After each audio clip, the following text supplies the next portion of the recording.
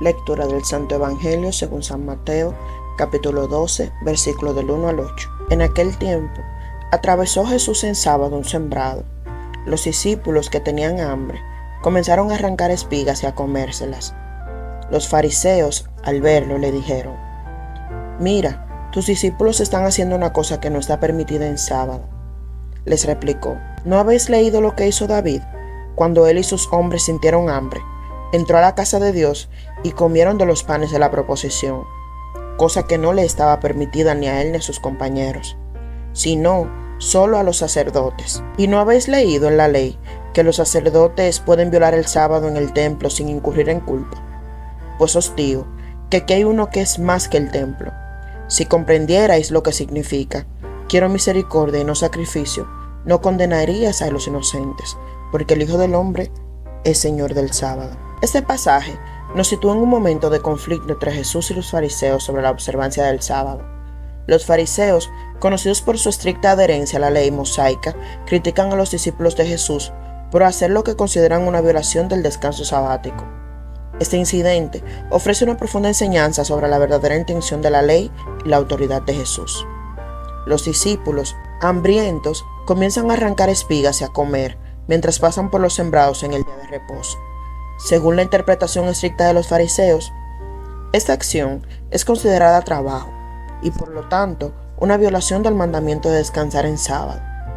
Este contexto nos muestra la tensión entre la necesidad humana y la interpretación legalista de la ley. Jesús responde a la acusación de los fariseos con dos referencias bíblicas que ilustran un principio más profundo sobre la ley y la misericordia. Primero recuerda a los fariseos la historia de David, quien cuando tuvo hambre entró a la casa de Dios y comió los panes de la proposición, que según la ley solo los sacerdotes podían comerlos. Este ejemplo subraya que la necesidad humana puede tener prioridad sobre las restricciones legales. Jesús menciona que los sacerdotes en el templo realizan tareas que técnicamente violan el descanso sabático, pero son considerados inocentes porque su servicio en el templo tiene un propósito mayor. Esa referencia enfatiza que el servicio a Dios puede trascender las restricciones sabáticas.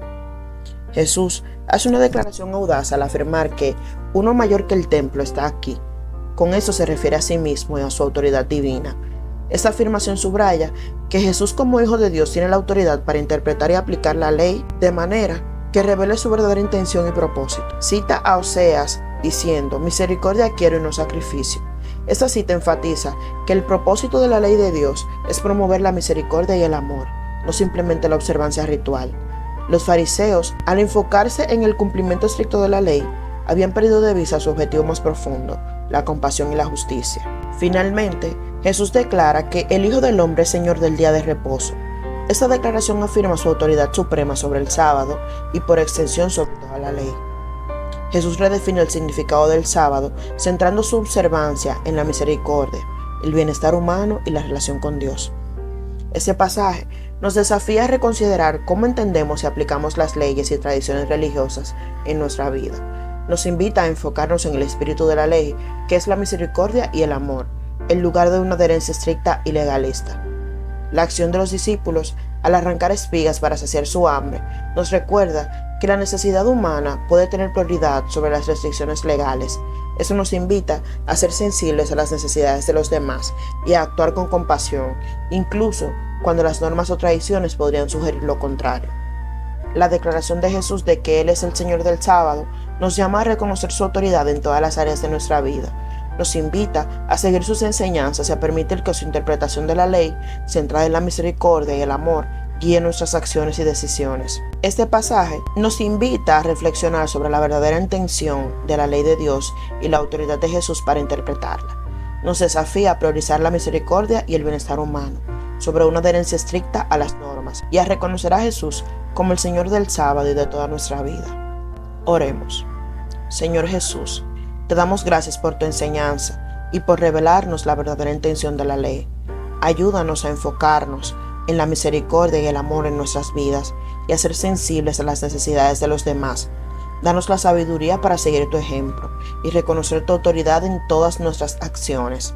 Que podamos vivir de manera que refleje tu compasión y justicia, priorizando siempre el bienestar humano sobre la mera observancia ritual. En tu nombre oramos, Señor Jesús. Amén.